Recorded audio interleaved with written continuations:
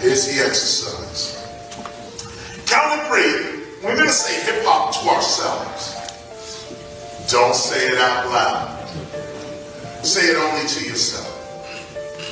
At the count of 3, in yourself, we're going to say hip hop. Don't say it out loud, just say it to yourself. 1, 2, 3.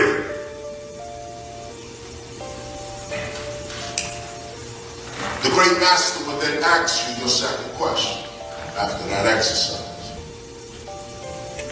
The question would be, who just spoke? That's right. Who just spoke? Who just spoke? Let's do it again. At the count of 3, don't speak out loud, speak within yourself. 1, 2, 3. What voice is that? So. This is, you just spoke and did not move your mouth. That's the mind. Allah. Take it in slow. This is 5,000-year-old techniques. When you walk into the ancient systems, Egyptian, Kushite, when you walk into the ancient Ethiopian systems, you did see know thyself on the wall before you walked into the store. You saw know thyself, but that was for everybody else that didn't have knowledge. They would walk by the mistress and say, yo, they said know thyself. Wow. Nah, this is what you were supposed to do. It said know thyself. The priest would say that without moving your mouth. And you would say at the count of 3. 1, 2, 3. And right when you said know thyself to yourself, you found yourself. Because the self that spoke was not this. The Most High. This did not move. This voice did not speak, yet you spoke. Let's go further. You heard yourself speaking.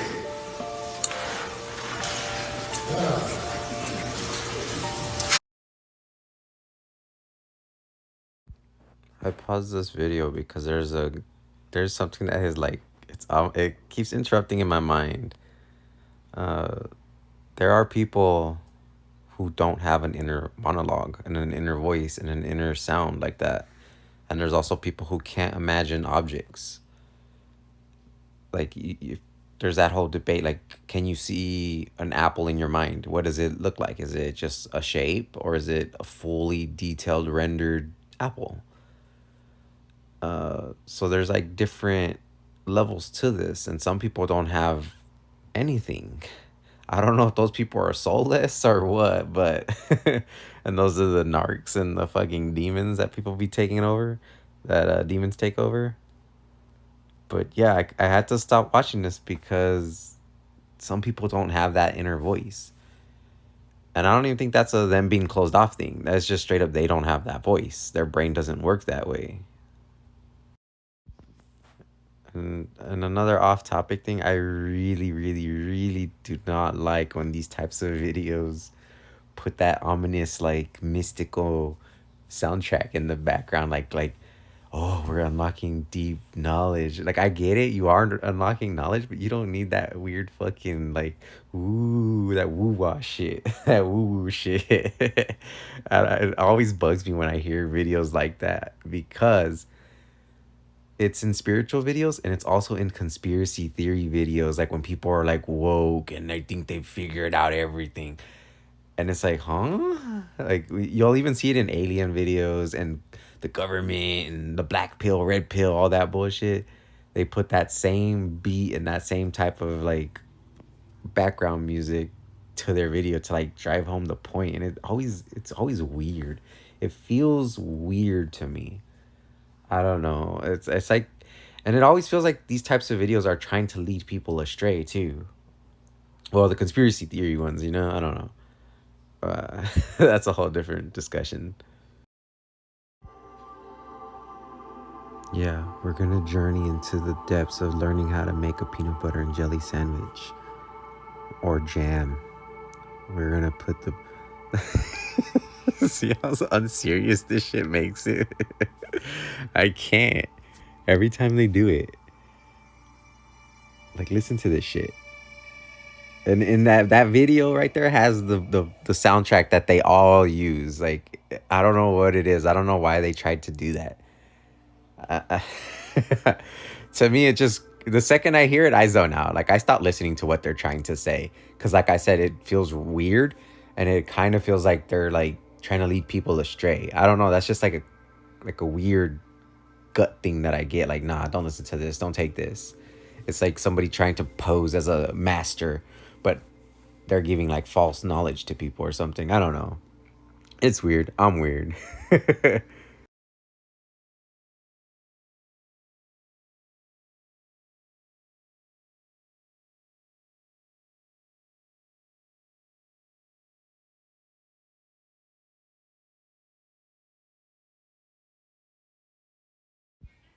that the that inner monologue and your senses and everything, that's your consciousness, that's your fucking soul. Yeah, I get what you're saying and I get what he's saying.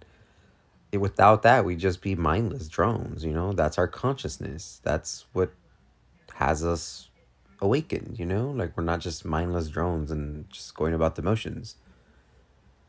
um and there's a higher part of it is you're all connected through that cosmic web, you know. We're all connected and we just don't know it, but that's where we're receiving creative downloads from. That's source, that's the divine mother. You're receiving it from that web. I think you guys call it Indra's web, something like that. I don't know, I just call it the tapestry. But yeah, it's all the same. Without that we'd just be mindless drones. That's us, you know. And it's so weird that people don't have that. Like, what do you mean you don't have that? And it's not to say they're all soulless, because, like, people's brains are different, you know? What about people on the spectrum, you know? They're, that doesn't make them demons. It's just, they're different. I don't know. They register information differently. It's weird. This is sounding like something to talk about in a podcast, but I wouldn't even know because I never really thought about this, because why would I? It's the same thing that I was saying in my podcast video, where when we have that creative spark and those creative thoughts and stuff like that, to chase them. When your heart tells you to do something or say something or go somewhere or do pick up something, do it, because that's the divine spark within you and your higher self and God and everything speaking to you to do this, because it's trying to lead you to your path and your purpose and your mission and your higher lessons and your soul lessons, you know? uh Especially when they're repeated. If something keeps nagging at you, like, hey, I need to do this, oh, I should do this, oh, I wonder what that is, oh, I should do this, that's what you follow. That's the curiosity to follow, because that's your divine spark and that's God trying to speak to you through your voice, you know, your inner monologue, just your intuition. It's the same thing with intuition. It's the same thing when you say, oh, I shouldn't go that place, oh, I shouldn't talk to this person, oh, I shouldn't do this. That's kind of your intuition as well. The only problem with the intuition is it can be fogged by traumas, you know. It could be fogged by darknesses and depressions where you believe lies instead of your actual truths. There's a whole like thing. You really said let me ask GPT about this. Get out of here.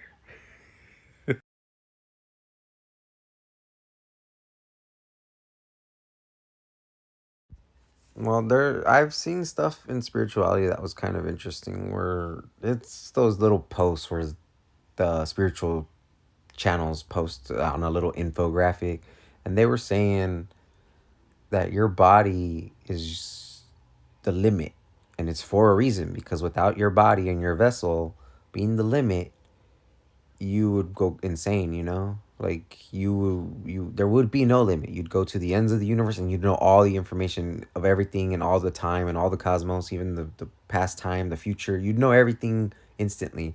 But because you have the human body constraining it all and keeping it all locked away and stuck in amnesia, that's a divine protection. It's a limiter on your consciousness to protect you so you can live as life and human, you know? I don't know if it went that deep, but I remember the thoughts were around those they were posing those questions, and I was like, "Oh, that's interesting." And it makes sense because yeah, our Merkaba vessel is our limiter. It's what we transport our consciousness with. And this goes into death. When you die, your consciousness doesn't die. Your soul doesn't die. This is why I always use the immortal soul. I talk about people's soul more than their body and their looks and all that, because we are not our bodies. We are just a temporary vessel for our consciousness and our, aka our soul, aka our spark, you know? And when we die, that trans transmutes and transforms into where it's supposed to go, into where it's going next, you know? Whether it goes into a tree, where it goes into the web, where it goes into the stars, or it goes into another person. You cannot die. Your source, your spark, your consciousness cannot end, because matter does not get destroyed. It just gets transmuted, energy and all that. So yeah, there's this. This goes into like quantum mechanics and all that. Like all quantum mechanics, spirituality, all that stuff is interconnected. Like telepathy, psychic gifts, all that is interconnected. Quantum entanglement, all of it, all of it is all divine. And quantum mechanics and all that is just trying to solve what spiritualists know. And what you're talking about with yo move on your hand and all that, it's thoughts, beliefs, and actions that creates your reality. You're thinking something, but you're not telling your body to act on the impulse and the thinking, you know? Uh, because there's free will. You can say, oh, hey, you can say in your inner monologue, fingers move, but you're not telling it to act on those movements, so it knows not to do it. If that makes sense. It's the same way your intuition and your gut and the repeated impulses will tell you, hey, I should go tell this person I love them. Hey, I should go to this zoo. Hey, I should go look into podcasts. Well, if you get those repeated impulses, yes, they're guiding you. Yes, they want you to go do it, but you have free will to act on it or not act on it. And that's a big thing, you know, free will. It's not just the thought. The thought isn't what creates reality. It's thoughts, beliefs, and actions. It's all intermingled.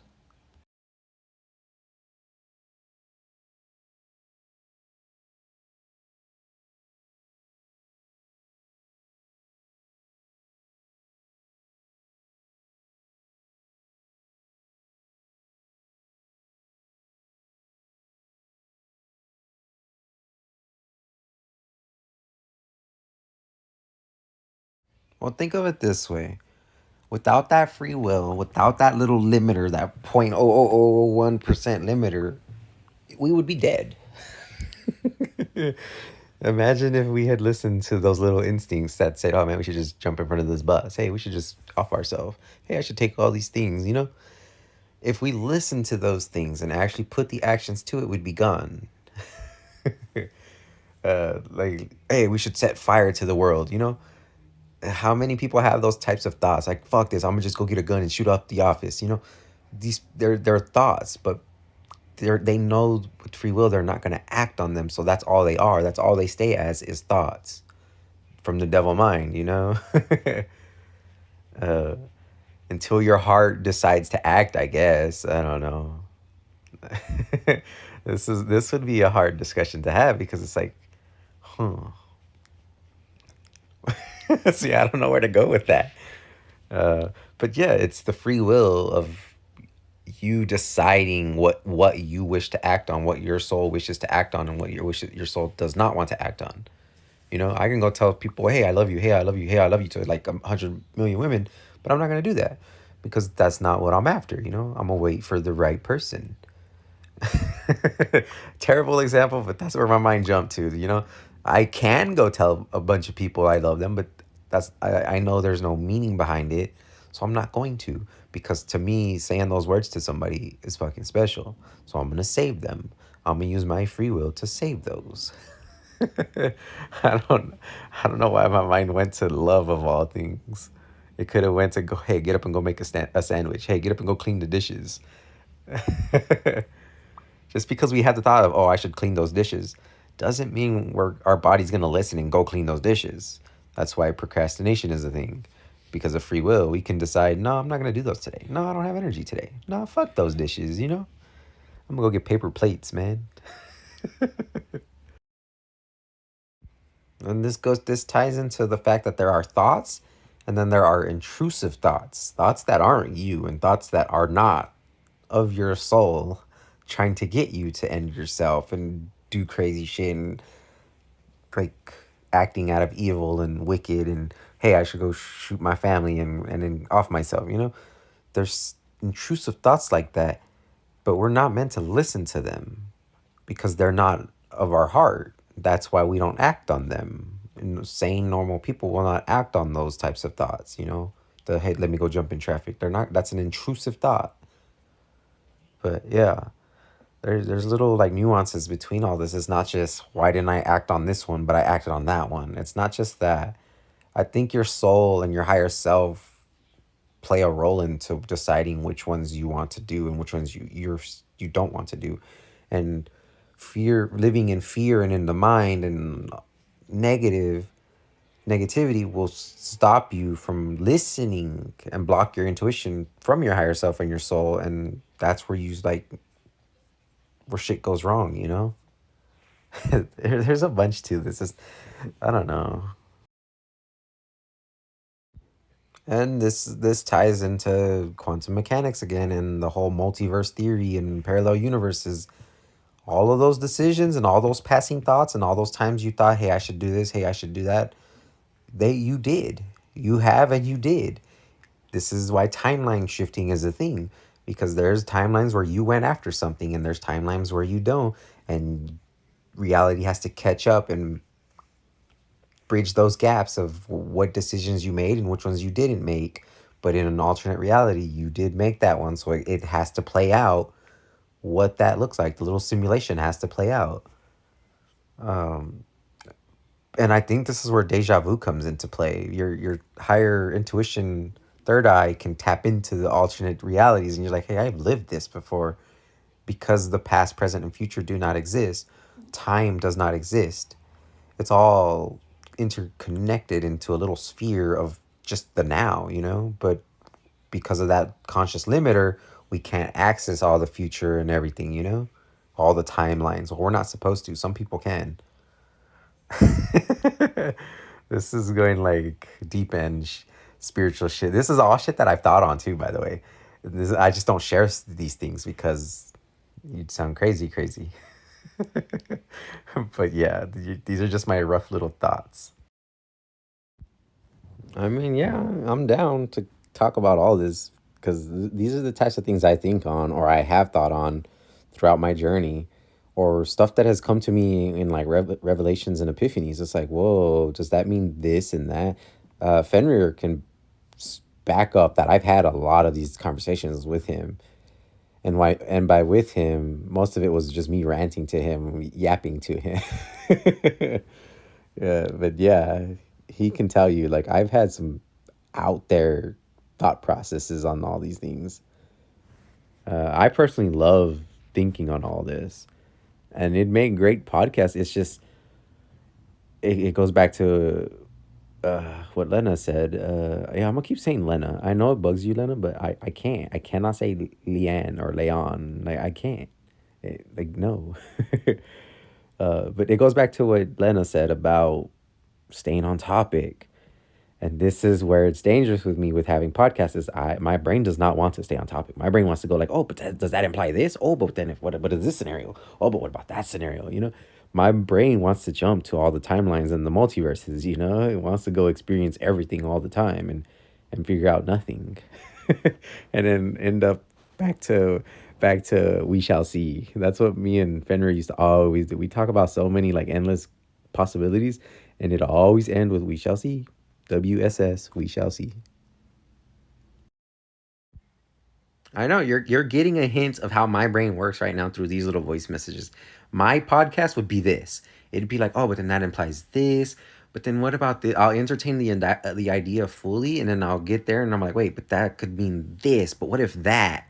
It'd be a bunch of what ifs, and I just fucking go down all of them, all the rabbit holes, all the capillaries, and end up with just being like, you know what, I don't know what anything. I'll end up at I don't know. They're fun thought experiments, but I'll always end up at I don't know. There's no way to know. Like, that's what I was saying. Me and Fenrir, we'd have conversations like this, and they were always entertaining as hell. And we'd always end the night like, how did we end up here? Uh, yeah. The moment you know God is the moment you become God. Yeah, your godly self. The second you know your true authentic self, which is God, and your soul is his soul and their soul. I keep saying his. Your soul is their soul. It's the gnosis piece that I just shared. Your light, your spark, your consciousness is the same as the universe's, the same as Mother Earth's, the same as the cosmos, the same as God's. It's all one and the same. There is no separation. But we try to put a separation because of the limiter, you know? But there's no separation. Your source, your soul, your consciousness is God. You have the capacity. That's why I went down the thought experiment. I was like, technically, since we are God at our core, we have the capacity to break the limit and know everything, to know the past, the future, and all timelines. And I don't know. I have a tweet on that, a big old tweet on that. I don't know if you read it because you were traveling. I can go look for it and retweet it. Let me go look for it, actually. There you go. I retweeted it. Go check. I didn't want to post here. I got lazy. I only wanted to hit one button rather than two, because if I would have retweeted it here, I would have had to pick the group, find the group, and then hit send. That would have been too many. I don't have the energy for that. My free will said no, just send it to the timeline. So go look at the timeline. I gave the actions to you. Now you have to click off of this and go over there, scroll down, find my profile, and then go to the post. I gave my actions to you. That's interesting. Oh my God. That's a direct result of karma, law of action and consequence. I chose to be lazy, therefore it gives you more work. See how it works? How the universal laws work? And then it'll circle back to me, and because I chose to be lazy, something else would happen. All part of the divine plan. Oh man. How do you want me to record this? Like, what? That'd be such a weird podcast because it'd go through multiple different topics. It'd jump from here to there to there, everywhere, you know, and then end up nowhere. So how would I record this? Wouldn't it need your messages too, or just my thoughts on what I was reading and talking about? And that's not even the depths of everything either. That's what I could cram in a 2-minute window. Because there's so many possibilities with all of this that you can drive yourself insane trying to contemplate everything. And the reason why you said, oh, you don't think about consciousness like that, I do. It's just at the end of the day, I can never know, so I don't even try because it was tiring me out. And then IRL came up, and I had to conserve my energy with free will, you know? Couldn't sit there and ponder consciousness and God because I had shit to do IRL.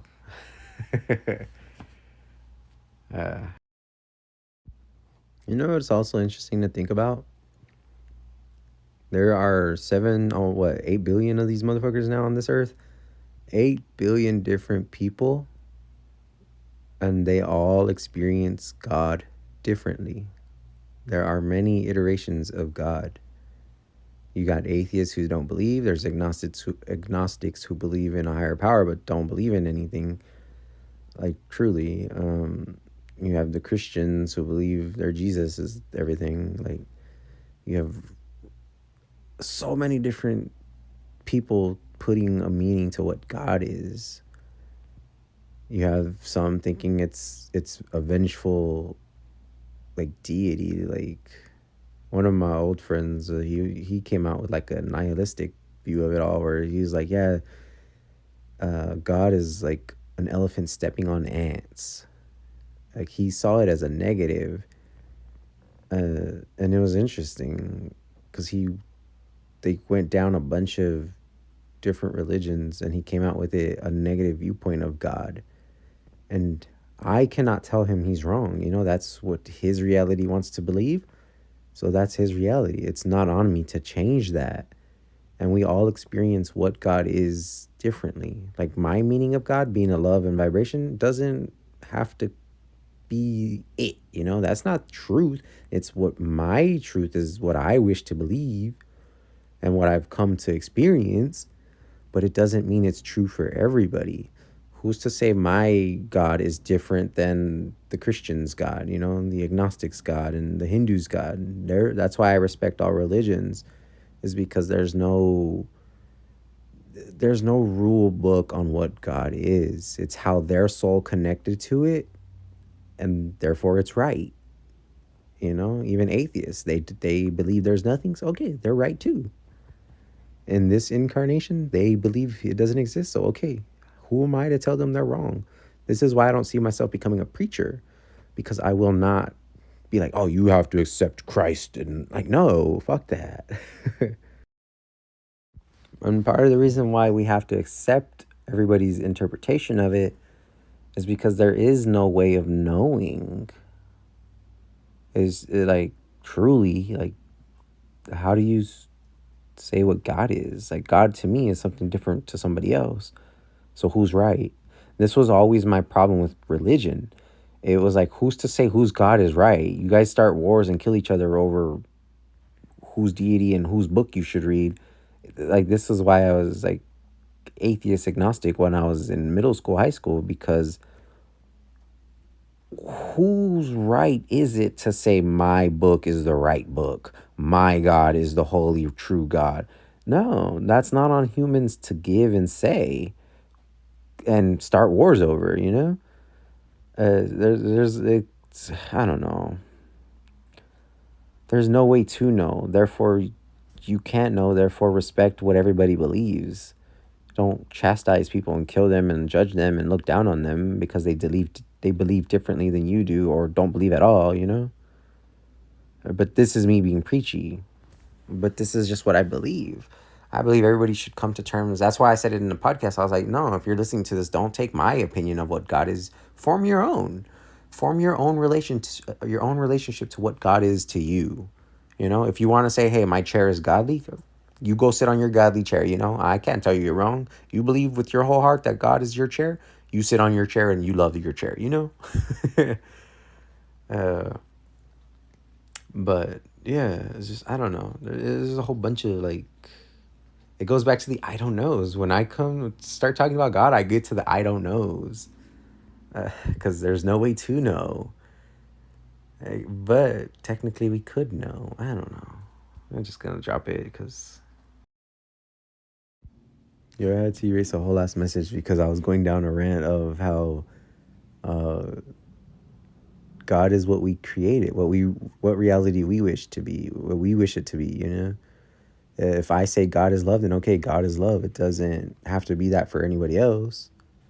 I don't know. But I had to erase it because my brain went tired, my voice went tired, and I said good. So I was like, oh, there's God, there's good. There's God, and then there's good. And then I was like, oh, God, good, and gut. God is gut.